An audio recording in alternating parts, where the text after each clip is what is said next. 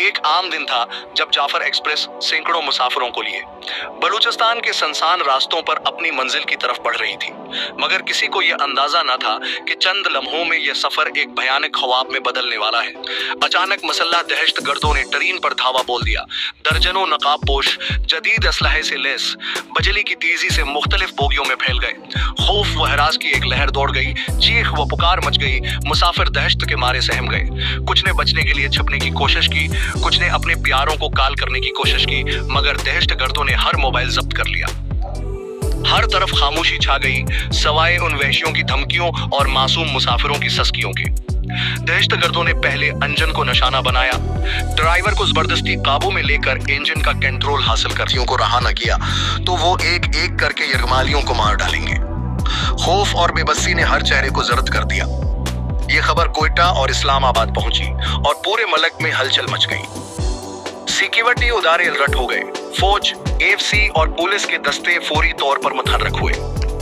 मगर मसला ये था कि ट्रेन सैकड़ों मुसाफिरों के साथ यरगमाल थी और एक गलत कदम सैकड़ों जानों को खतरे में डाल सकता था। दहशतगर्द किसी भी लम्हे मुसाफिरों को कत्ल कर सकते थे। हिकमती अमली तैयार की गई, मुज़ाकरात की कोशिश भी हुई, मगर दहशतगर्दों ने किसी भी किस्म की बातचीत से इनकार कर दिया। उनका एक ही मुतालबा था, हमारे साथियों को छोड़ दो वरना लाशें गिरती रहेंगी।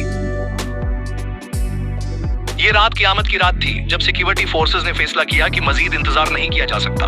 कमांडोज ने अंधेरे में खामोशी से अपनी पोजीशनें संभाल ली।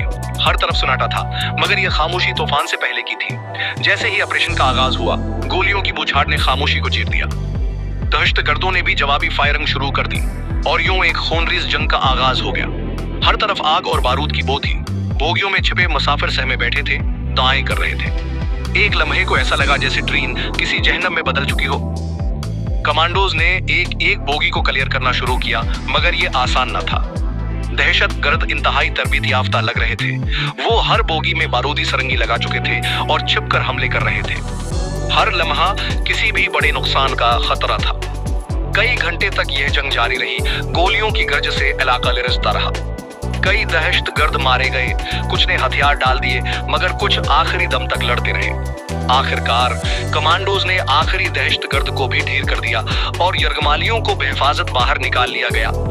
जाफर एक्सप्रेस को तो बाजियाब करवा लिया गया, मगर कई सवालात पीछे छोड़ दिए। इतने खतरनाक दहशतगर्द ट्रेन में दाखिल कैसे हुए? उनके पास जदीद असलहा कहां से आया? क्या ये कोई बड़ी साजिश थी? क्या पाकिस्तान की रेलगाड़ियां वाकई महफूज हैं? ये पहला मौका नहीं था कि पाकिस्तान में ऐसा वाकया पेश आया हो। 1981 में PIA की परवाज 324 को हाईजैक करके काबुल ले जाया गया था और कई दिनों तक यरगमालियों को इज़्ज़त दी गई थी। उसी तरह समंदरी जहाजों पर भी हाईजैकिंग के वाक़ात हो चुके हैं। ये सब जाहिर करता है कि पाकिस्तान की ट्रांसपोर्ट सिक्योरिटी को मजीद सख्त करने की जरूरत है। ये वाकया एक वार्निंग है कि अगर हमने अपनी रेलवे सिक्योरिटी को बेहतर ना किया, अगर हमने अपने उदारों को मजबूत ना बनाया, तो खुदा ख्वास्ता मुस्तकबल में उससे भी ज्यादा खतरनाक सानहात हो सकते हैं।